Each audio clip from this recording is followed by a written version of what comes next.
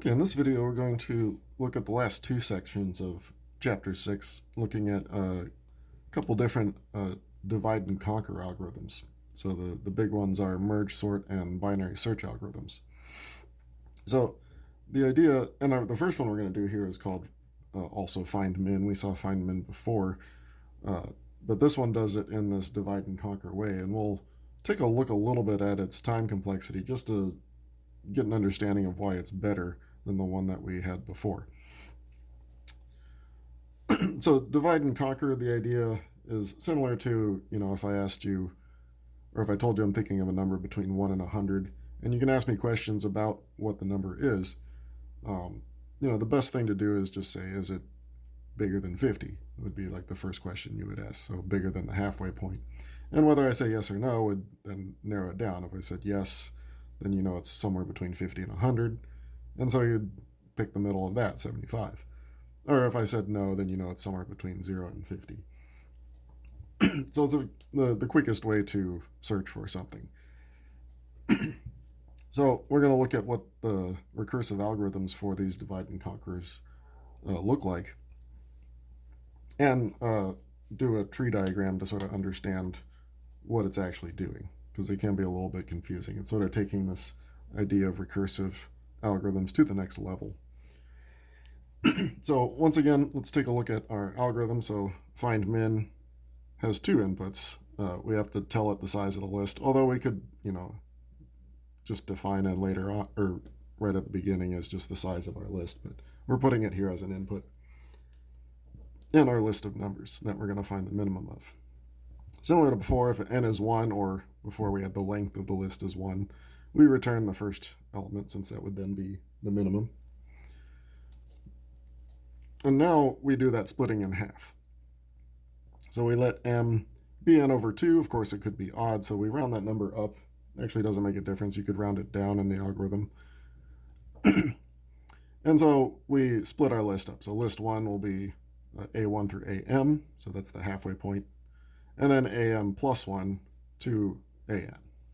So if we imagine our list, so a1 up to an, we're splitting it right down the middle where am is. Splitting it into two lists, so this would be list 1 and list 2.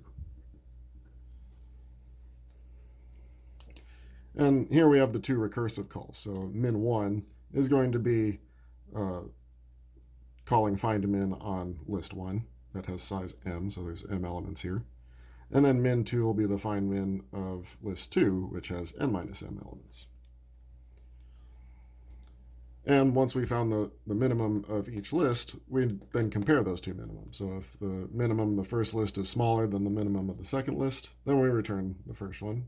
Otherwise, we return min2. Notice there's no else here. The idea is that, if this is false, then this doesn't happen in the first place. So it just goes and returns this one. But if this is true, it returns here and never gets here in the first place. So it is only going to return one value. So we're going to construct a little tree diagram to understand how this recursion works. So here we have find min. We have 9 numbers on our list. Obviously, we can spot the min as 1, but the idea is that, if we had 1 million numbers in this list, it would probably be difficult to spot which one's the smallest. So we want to see how this algorithm works in the small case to see how it would work in the larger cases. So in this first one, 9 over 2 would be 4.5, so rounding that up would be 5. So we're going to take the first 5 and split it off in one direction. So we're doing find min with 5 elements, and the numbers 13, 4, 20, 7, and 2.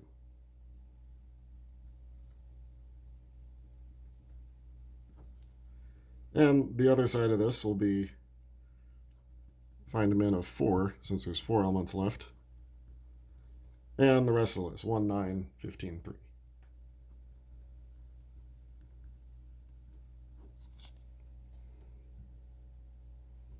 Okay, and then this tree keeps going. So notice we don't really return anything until we're down to a base case, and then we return the one element in the list. So we have to keep splitting these lists until each one of them is down to one element.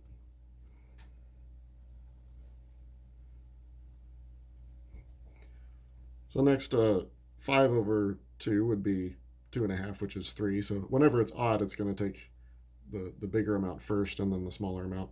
Here it just splits it right in half. So this will be find min 3.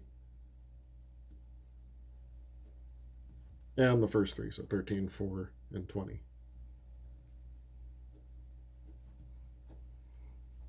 And then this side will be find min 2. And the last two, 7 and 2. And we split this one right in half. Both of them are going to be find min 2. And then 1, 9 for the first one. And then find min 2, 15, 3. Ran out of room there. And when I split again, I'm just going to put fm for the function. So this one has to split a couple more times. Let's do these ones first. So this one will go find min fm. And I won't even put the 1. We'll just put the element. So 7. Find min 2. And this one's going to split to find min 1 and find min 9. And this last one will be 15 and 3.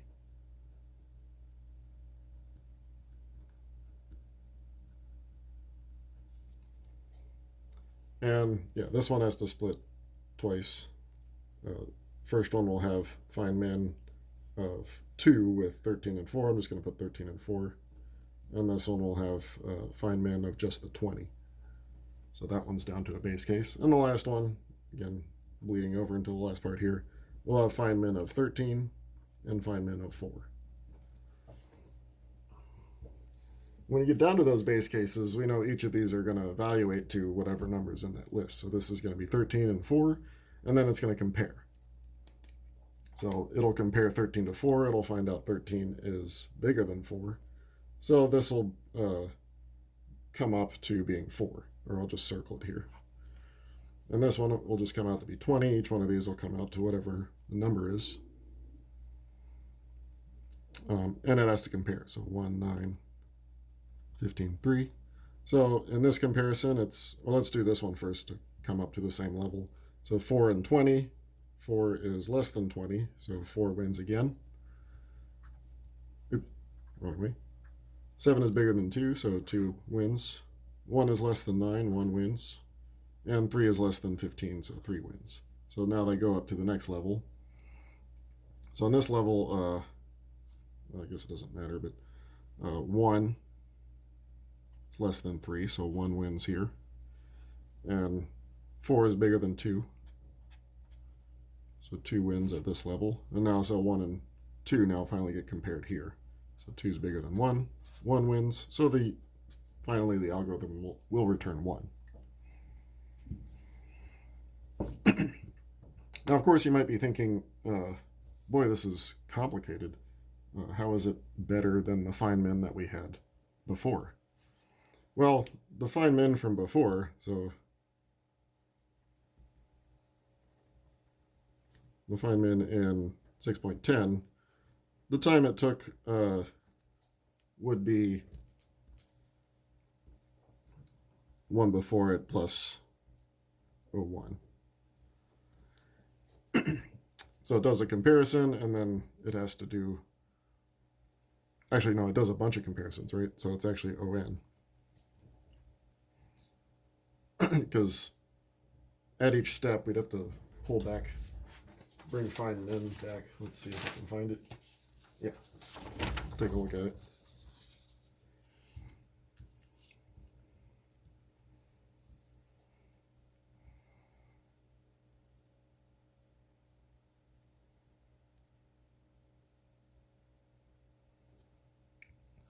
This is the recursive call. And then I guess it just does one comparison here. I'm getting lost because it should be a total of, or on the order of n squared total comparisons that this version has to do.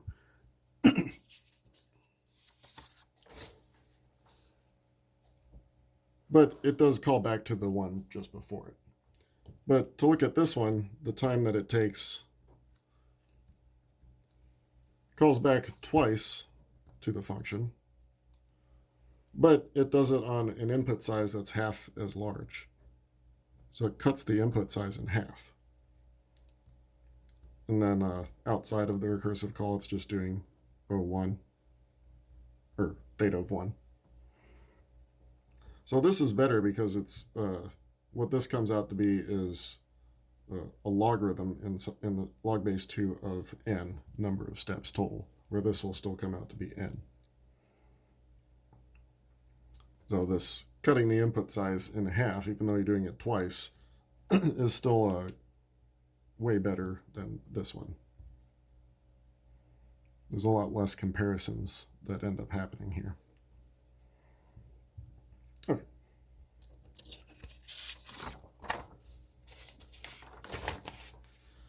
Now let's take a look at MergeSort.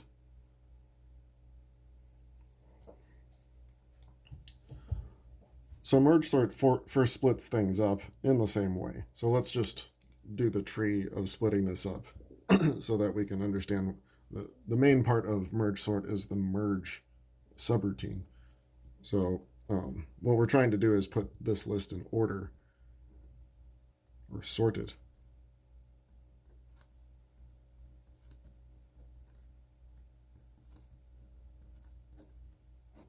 So let's do that splitting that we just saw with the find min.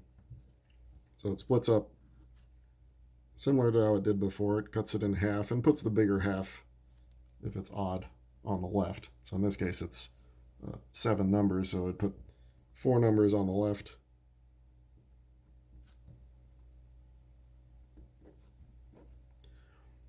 And puts the other 3 on the right. And then continues to split. Since this is even, it'll split exactly in half. So 6, 2, and 21, 5. And here, bring the 17 and 1 on the left, and then the 15 on the right.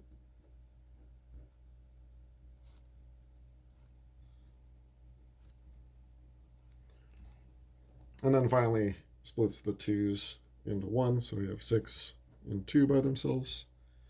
We have 21 and 5, 17 and 1, and then 15. We don't have to split that again. So now we're going to demonstrate the merge operation. So I put the merge operation to look like this. So what merge does is takes the 2 lists and compares only the first values of each list. And if whichever one is smaller, it puts into the next list or into the new list. So when there's just one thing, it's hard to see exactly what's happening. So here it would look at the first elements of each list, see that 2 is smaller, put it 2. And then there's nothing left here, so 6 is the only thing left, so it puts that there. So it's pretty clear what's happening in this case. We'd get 5 and 21. Here we'd get 1 and 17. And now we're come up to the next level. So now we get to really see how merge works with this next one. So again, it's only looking at the first elements of each list. Since the merge has under its assumption that each list that it's given is already in order, it knows that if you look at the first elements, one of those 2 is going to be the smallest out of all of them. So it looks at the 2 and the 5 and says 2 is the smallest, so 2 goes first.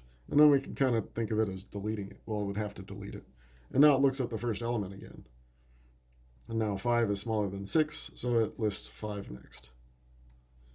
Now it looks at the 6 and 21. 6 is smallest, so 6 comes next, and then finally 21. Same thing here, these two will come together. Looks at the first elements as 1, of course, is the smallest. And then out of 15 and 7, 15, and then finally 17. Now we'll get to see finally the big merge that happens. So again, we look at the first element of each list.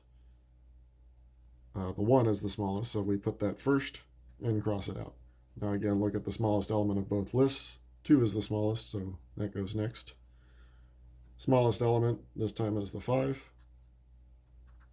Smallest element is the 6. And now the smallest element is the 15. 17, and then finally the 21. So that's how it's able to sort so efficiently, because as it moves, it doesn't have to compare everything. It only ever compares the first element from each list. So it ends up being, even though it looks complicated again, it ends up being the fastest sorting algorithm.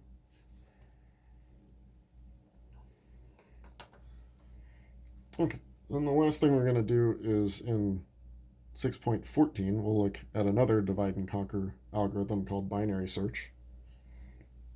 Let's look at what the algorithm looks like. We didn't actually look at what merge looks like. You can find that in Zybooks, but it's probably the longest of our algorithms, because you have the algorithm for splitting, and then you have this merge algorithm as a subroutine within it.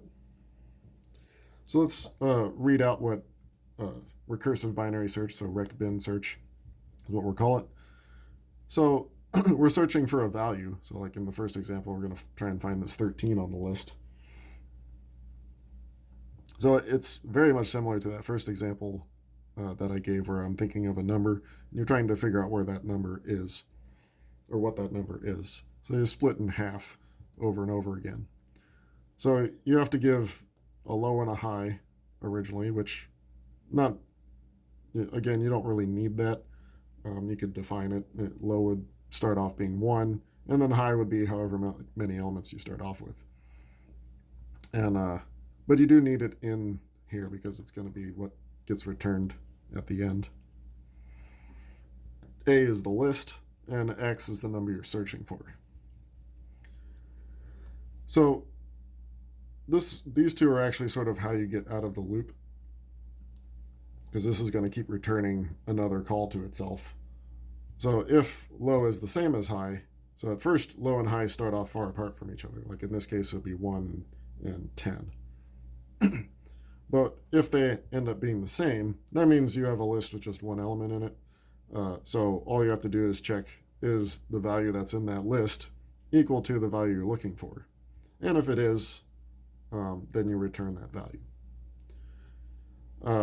If, again, you only have one element in your list and it's not equal to it, we just return a -1 as an indicator that it's not on the list. So if 13 wasn't up here, then we'd expect to return a -1. Now we look at the recursive part and the divide and conquer. So we again split. So low could be, at first it's 1 and in this case 10, but eventually it's going to, sort of come in from both sides to the number we're looking for. So we need to take the average of low and high to find the midpoint. So that's what this is. In this case, we're rounding down. And then if our value is, so think about what that does. Here we have low and high, and then the midpoint here. So if X is in this region, so if it's smaller than that midpoint, then we know it's here, somewhere between low and mid. So we're going to change high to become mid. So we've basically eliminated all of that. So we now have a smaller list to look at. And if it's bigger, then we want to get rid of this part. So we'll make low mid, but then +1. So we'll go to the next element. because this was or equal to, so it could have been equal to that midpoint. But if it's not, then we can go to the next one. And then we return, so low and high, one of them has been changed, so we're going to get one of these two is going to be different, and then we go back through again. So let's sort of track through how it would search for, in this case, 13. And we'll track through what low and high is at each point. So low initializes at 1, or you can think of it as, you plug in 1, and high is 10. So they're not equal to each other, obviously, so low plus high over 2 is 11 over 2, so it's 5.5. Rounded down would be 5. So we look at the fifth element in the list, which is actually, coincidentally, the number we're looking for. And so x is less than or equal to that. So we're going to rename high to mid, which, let's put that here as well. So mid is going to be 5, and we're renaming high to mid. So in the next loop, high becomes 5. So we've crossed out all of these. I guess we can cross it out because I have it listed on the next page. So we sort of cross that out. And now this is our new low and high. Now we go through it again until we're down to just one element of our list. So this time mid, low plus high is 6, divided by 2 is 3. And so the midpoint is here at the 8, and it's in the upper part. So we're going to rename low to that mid plus 1, so 3 plus 1. So low becomes 4. High stays 5. Now the midpoint is 4.5, obviously, but we're still rounding down. So mid is going to be 4. So now we're where? We've crossed these 3 out.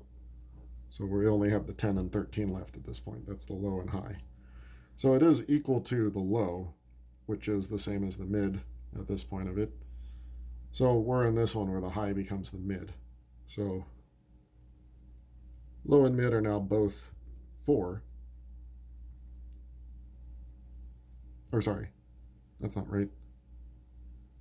Sorry, low and... it's not equal to this one, it's equal to this one, so it's bigger than our mid. Our mid is at, there is no mid anymore, the mid is the 10. So, sorry, high becomes, or low becomes mid plus 1, which is 5. But now they're the same, so we look here. And since that point, the fifth value, is the same as what we're looking for, 13, we're going to return that. So we return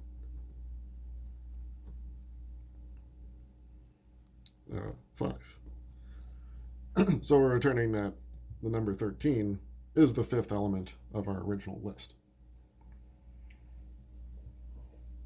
Okay, and the last couple of problems here we're just going to map through with a couple more numbers.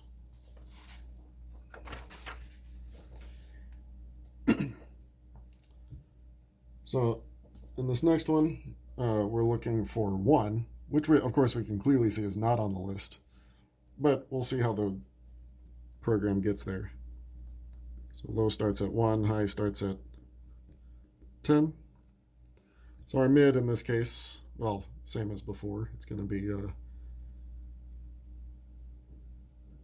11 divided by 2, which is 5.5, so it goes down to 5. So the midpoint is that 13, just like before. And 1 is smaller than that. So high becomes the mid. So low stays at 1. High becomes that midpoint of 5.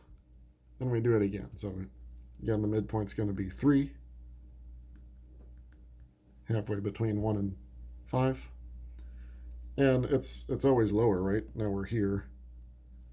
But 1 is still lower than that, so high becomes mid again. Imagine, we know what's going to happen here. It's just going to, high's just going to keep going down, but low is never going to change. Mid now is 2. And so now we're here, but 1 is still less than that, so high now becomes 2. And we'll finish up here. The mid now would be 1. 1.5 is halfway in between, but we round down. And it's still smaller than that value, so low and high are both 1. And so now that they're equal, we check, we're here. But 1 is not equal to 2, so we return -1.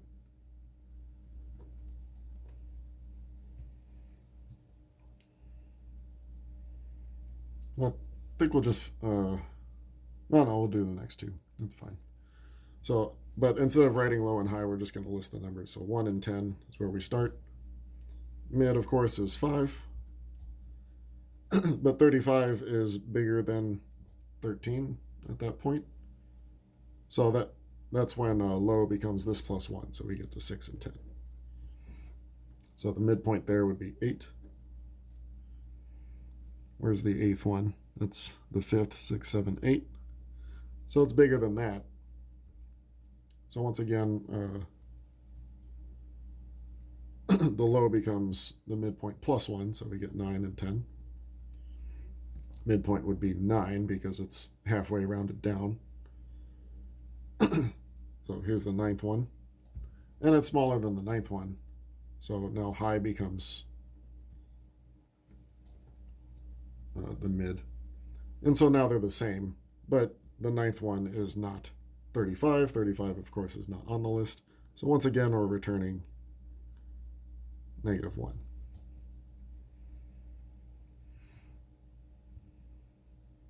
And then just to quickly go through this last one, we can see, of course, 52 is the last element of the list. And so it's going to go similar to the beginning of this, where the low is just going to be the midpoint plus 1. Midpoint is 8, plus 1 is 9. But this time, it's still bigger than the 9th one. So low once again becomes 9 plus 1. So now they're the same at 10. And it is equal to 52. So we'll return 10. So we're saying that 52 is the 10th element, or the last element of the list.